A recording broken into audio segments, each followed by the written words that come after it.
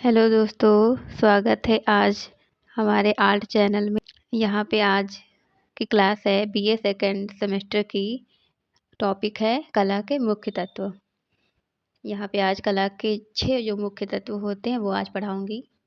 जो पेपर में 5-6 नंबर के क्वेश्चन तो ज़रूर आते हैं इस टॉपिक पर, इस वजह से ध्यान से पढ़िएगा। क्या आपने कभी सोचा है कि एक सुंदर पेंटिंग बनती कैसे है?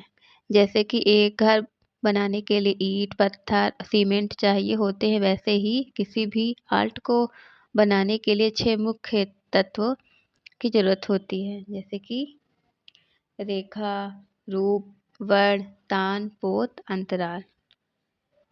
तो ये 6 पिलर होते हैं, इनके बारे में आज बात करेंगे। चलिए शुरू करते हैं। रेखा सबसे पहले और सबसे ज़रूरी तत्व है रेखा। जब एक पॉइंट मूव करता है तो वह लाइन बनाता है। रेखा सीधी, टेढ़ी-मेढ़ी या लहरदार हो सकती हैं। यही हमारे ड्राइंग का ब्लूप्रिंट होती हैं। दूसरा है रूप। जब लाइन आपस में जुड़ जाती हैं तब एक रूप या शेप बनता है, जैसे सर्कल, स्क्वायर या ट्रायंगल। और इसमें देखिए, जब कोई भी वस्तु हमारे आसपास जो भी होती है किसी न किसी रूप में होती है, या वो गोल होगी या तो आयताकार या वर्गाकार, किसी न किसी रूप में ही हमारा आसपास का सारा संसार है। तीसरा है रंग। रंग को वर्ण भी बोला जाता है और कलर इंग्लिश में बोला जाता है। रंग 3 प्रकार के होते हैं: प्राथमिक रंग, द्वितीयक रंग और तृतीयक रंग। प्राथमिक रंग जो होता है वह लाल, पीला और नीला होता है। किसी भी पेंटिंग को बनाते हैं तो हमको कलर यूज होता है। जैसे कि यहाँ पे एक सूरजमुखी का है तो इसमें आसमानी यूज हुआ है, हल्का आसमानी, फिर पीला, फिर नारंगी और फिर हरा। तो इसी तरह किसी पेंटिंग के लिए हमें रंग की आवश्यकता होती है। टोन, जैसे कि लाल रंग हम लेते हैं, जैसे कि यहाँ पे लाल रंग लिया गया ये लाल। अब इसमें हम ब्लैक मिलाते जाएंगे तो क्या हो गया, ये डार्क होता गया कलर। और फिर यहाँ वाइट मिलाएंगे तो हल्का होता जाएगा। और फिर हमको ऐसे बहुत सारे एक ही कलर से अनेक कलर हमको मिल जाएंगे। फिर हम कलर करते हैं, जैसे कि यहाँ पिंक है, इसमें वाइट मिलाया गया और फिर और हल्का हल्का होता गया। ऐसे ही तो शेडिंग होती है। अगर एक ही कलर से कर देंगे तो सपाट कलर हो जाएगा, लेकिन जब हम टोन में रंग का यूज करते हैं तब हमको एक 3D पेंटिंग मिलती है। इसका मतलब यह है कि रंग का हल्कापन या गहरापन, डार्कनेस या लाइटनेस। अगर आपको किसी 3D बॉल बनानी होती है, बॉल एक बनानी है, तो वहाँ पे सपाट कर देंगे तो एक सपाट रंग लगेगा। लेकिन वहाँ पे अगर हमको 3D बनानी है तो यहाँ पे डार्क करेंगे, नीचे लाइट ही रहेगा, फिर नीचे उसकी परछाई दिखाएंगे, इससे कि वो लगेगा कि 3D है। तो तान का उपयोग होता है कि हम किसी भी वस्तु को 3D बना सकते हैं और उसमें और सजीवता ला सकते हैं। 5वां है पोत। पोत का मतलब होता है एहसास। किसी सतह को छूने पर वो कैसा लगता है। जैसे कि हम पहले वाले को छुएंगे तो क्या लगेगा, ये पत्थर है तो हाथ में ऐसे हल्का सा खुरदरा लगेगा। और जब हम बालू को छुएंगे तो महीन सा पता चलेगा कि हाथ में कुछ बालू सा है।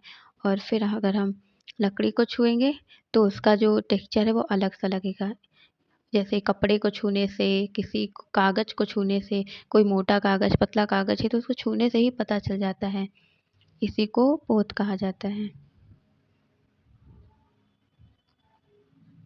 फिर लास्ट वाला है अंतराल। अंतराल वो स्थान होता है जहाँ पे आर्टिस्ट पेंटिंग बनाता है। जैसे कि हम पेंटिंग कहाँ बनाएंगे, ये देखिए हमारे पास जैसे कैनवास है ये वाला, तो यहाँ पे जो जो भी स्पेस है ये क्या है, अंतराल। चित्र बनाने की जो भी जगह होती है वो अंतराल कहलाती है। यहीं पर हम अपना कुछ भी बनाएंगे।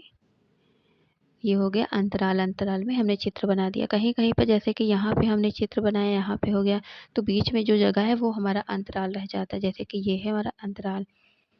अंतराल वो स्पेस है जहाँ पे व्यक्ति चित्र बनाता है। वो अंतराल जैसे कि किसी दीवार पर भी हो सकता है, किसी पेज पर भी हो सकता है। अंतराल खाली जगह हो सकती है। एक आर्टिस्ट को पता होना चाहिए कि कहाँ ड्राइंग बनानी है और कहाँ जगह खाली छोड़नी है। खाली जगह नेगेटिव स्पेस भी उतना ही ज़रूरी है जितना कि ड्राइंग। ठीक है, जैसे कि हमारी ड्राइंग है, तो यहाँ पे हमको पता है यहाँ पे हम बनाएँगे, फिर यहाँ पे कुछ बनाएँगे, बीच में जो स्पेस रहेगा वो खाली रहेगा। तब हमारा चित्र सुंदर लगता है अंतराल का उपयोग करके। तो दोस्तों यह था कला के 6 तत्व: रेखा, रूप, रंग, तान, पोत और अंतराल। हाँ, अब रंग को वर्ण भी बोला जाता है। जो पेपर में हम लिखते हैं तो वर्ण का भी लिखा जा सकता है, वर्ण भी इस्तेमाल होता है। वर्ण जो है वो हिंदी है, उसका थोड़ा-सा कठिन वाला वर्जन है कि वर्ण। लेकिन जहाँ पे हम बुक में देखेंगे तो वर्ण ही कहीं-कहीं पर लिखा रहता है। तो कन्फ्यूज़ मत होइए कि वर्ण कुछ और है, रंग कुछ और है। वर्ण और रंग एक ही है। जैसे कि घर का नाम अलग होता है, स्कूल का नाम अलग होता है, लेकिन होता एक इंसान ही है, वैसे ही रंग और वर्ण एक ही होता है। तो अगली बार जब अब आपको पेंटिंग कोई दिखाई दे तो ध्यान से देखिएगा कि आर्टिस्ट ने इन 6 चीज़ों का इस्तेमाल कैसे किया है। ठीक है, आज का होमवर्क है ये कि आप सब लोग इन 6 एलिमेंट का उपयोग करके एक पेंटिंग बनाइए। जैसे रेखा का, अब हम कोई भी पेंटिंग बनाएँगे, जैसे कि कोई भी पेंटिंग बनाएँगे हम, तो उसमें रेखा से ही तो एक शेप आएगा, जब शेप आएगा उस पर हम कलर करेंगे। और फिर तान है, जैसे कि टोन देंगे कि एक गहरा है, फिर हल्का है, ऐसे करेंगे। और पोत है, जैसे कि हमको पत्ती दिखानी है तो हल्की-सी चिकनी दिखानी है तो उसका उसको बनाएँगे। फिर अंतराल देखेंगे कहाँ हमको जगह छोड़नी है और कहाँ नहीं छोड़नी है। तो इन सभी छेओ चीज़ों का इस्तेमाल करके हम एक पेंटिंग बनाते हैं। और पेपर में जब आता है कि 6 मुख्य तत्वों का नाम लिखिए, तो आप ये 6 मुख्य तत्वों के नाम लिख सकते हैं। 6 तत्वों को हमने पढ़ लिया है, आगे की क्लास इस तरह जारी रहेंगी, आप सब लोग सब्सक्राइब कर लीजिए।